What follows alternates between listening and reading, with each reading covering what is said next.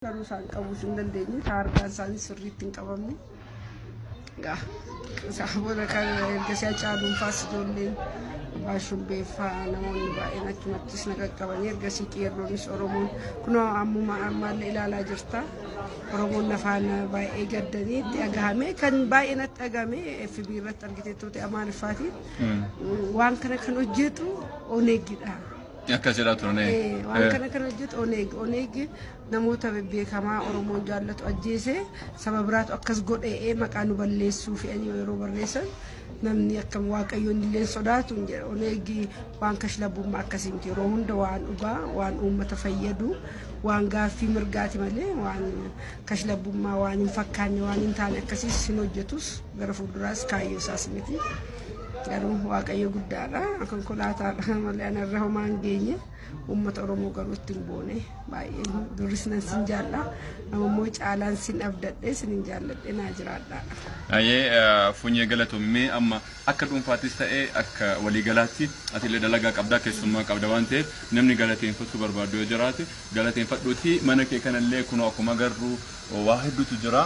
Mee waa'ee mana keetii kanallee waa tokko jettaa mee waa'ee mana keetii kanarraa jedhiiti sanbooda nama galateeffachuu barbaadu yoo jiraate hin galateeffattaa.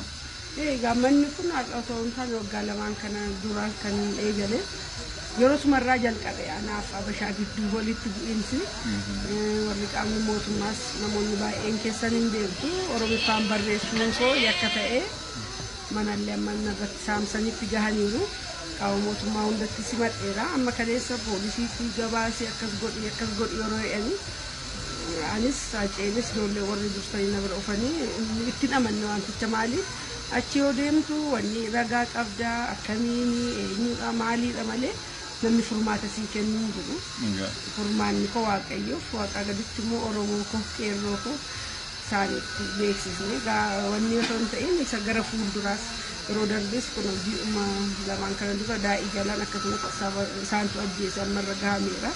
Garuu maaf akkas ta'e akkamiin akkas ta'e hin jiru Hacaaluu irra si'a lama akkas yaalaniiru.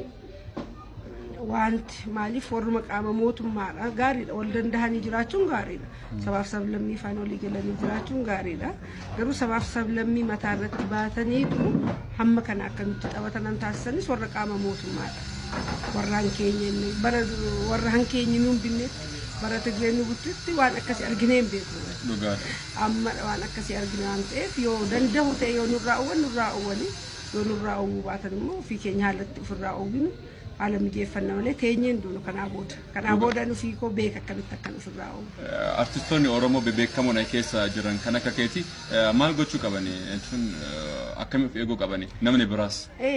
Waan guddaan otuuman dursamiin of eeggachuudha.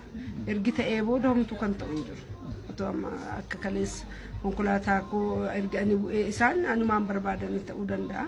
Otoo naannoo isaanitti qophaa'anii dhufaniiru meeshaas qabu'anii. Ergi ani du'ee booda sirriidha Oromoon amma tokko gumaa koo deebisuu danda'a. Garuu otoo kuniin dhufi amma yoomitti uni meeshaa qabachuu yakkaan ta'u amma yoomitti namni meeshaa qabateetu sochoodha. Qaamni namoonni beekamanis hin beekamiinis abbumti barbaade meeshaa qaba sabni kaan. An Oromoo garuu qaamni siyaasaas yoo meeshaa qabate yakkadha.